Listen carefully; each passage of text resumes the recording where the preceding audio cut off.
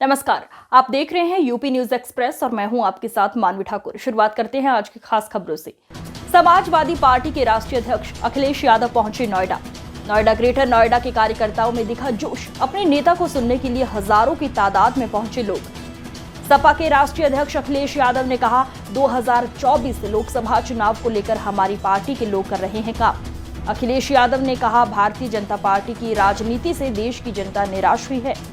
देश में महंगाई और बेरोजगारी और किसानों को सुविधा नहीं दे पाई बीजेपी। आने वाले चुनाव में बीजेपी को हार का मुंह देखना पड़ेगा। वहीं लोकसभा चुनाव में सीट के बंटवारे को लेकर अखिलेश का कहना है कि किसी तरह की कोई लड़ाई नहीं होगी, बैठकर बात की जाएगी और बीजेपी को हराया जाएगा। अखिलेश यादव का कहना है कि महिला विधेयक एक धोखा है। जिस विधेयक में पिछड़े शामिल न हो वो कैसा विधेयक।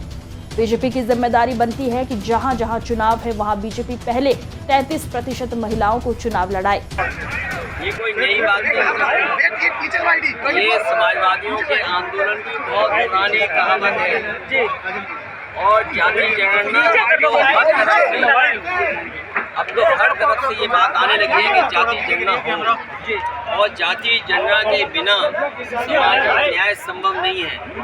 जो चिंता समाजवादियों की थी और जो आंदोलन लेकर के समाजवादी लोग चले थे, जो पीडीए के रूप में और स्ट्रेटजी का पार्ट जो इंडिया का बन रहा है, मुझे उम्मीद है कि देश की जनता इस बार भारतीय जनता पार्टी को हटाएगी और खासकर उत्तर प्रदेश की जनता ने मन बना लिया है कि अब भारतीय जनता पार्टी को उत्तर प्रदेश से हटाएंगे।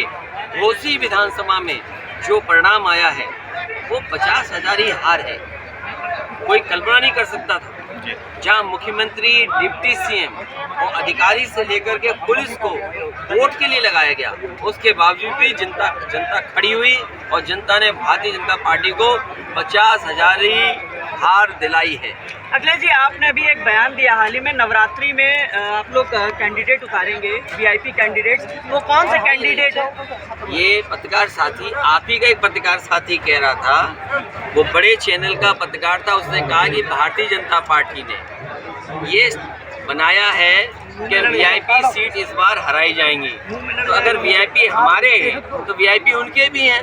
तो हमने भी स्ट्रेटेजी बनाई है कि यही पीडीए मिलकर के भारतीय जनता पार्टी की वीआईपी सीटों को हराएंगे और जब अच्छे दिन आएंगे तो आप नाम देख लेना, घोषित हो जाएंगे हमारे भी। अगले से जो चिन्हित करी आप लोगों ने? हमने पूरी चिन्हित कर ली है सीटें।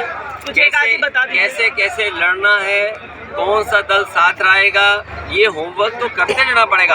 अगर आप होमवर्क नहीं करेंगे तो बीजेपी से कैसे मुकाबला करेंगे आप? अखिलेश जी, इंडिया आप संसाधन है उसके पास। अखिलेश जी, इंडिया की बात कर रहे हैं, इंडिया गठबंधन की आपकी, उसमें कांग्रेस आप आमने सामने है। पंजाब में इस तरीके से बिखराव आ रहा है गठबंधन में। एमपी में भी, पंजाब में क्या हो रहा है जी, या और प्रदेशों में क्या होगा, लेकिन मुझे उम्मीद है कि रास्ता निकलेगा। जी बोलो। देखिए, मुझे उम्मीद है कि नोएडा के कार्यकर्ता, पार्टी के नेता काम करेंगे और जो कुछ कमी रह गई है उसको दूर करके समाजवादी पार्टी को मजबूत यहाँ बनाएंगे और हर वर्ग के लोगों को लगातार जोड़ेंगे।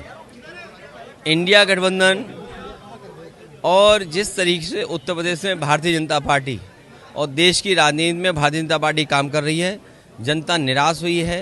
महंगाई से लेकर के बेरोजगारी और किसान को सुविधा ये दे नहीं पाए हैं और उसका परिणाम ये होगा कि आने वाले चुनाव में भारतीय जनता पार्टी उत्तर प्रदेश में ही नहीं बल्कि देश में बड़ी हार होने जा रही है।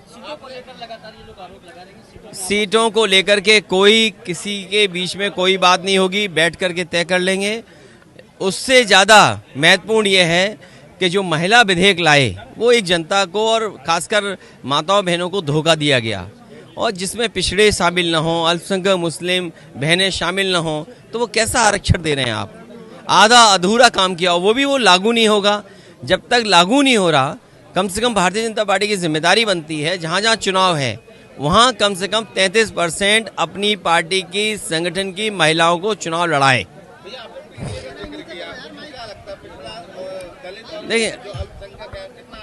देखिए बीजेपी ने भी जोड़ने का काम किया, लेकिन जिस तरीके से अब लोग निराश हो गए हैं और बाबा साहब भीमराव अम्बेडकर जी का दिया हुआ संविधान को लगातार ये चोट पहुंचा रहे हैं, और परिस्थितियां ऐसी बन गई हैं कि शायद संविधान से भी ये छेड़खानी करेंगे। हमें उम्मीद है कि पीडीए हमारी पार्टी का और बहुत से लोगों का एक स्ट्रेटजी का पार्ट है।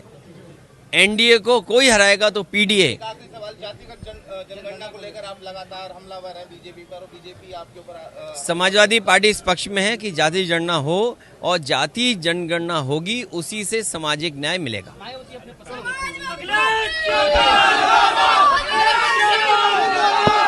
आज की खबरों में बस इतना ही। देखते रहिए यूपी न्यूज एक्सप्रेस। नमस्कार।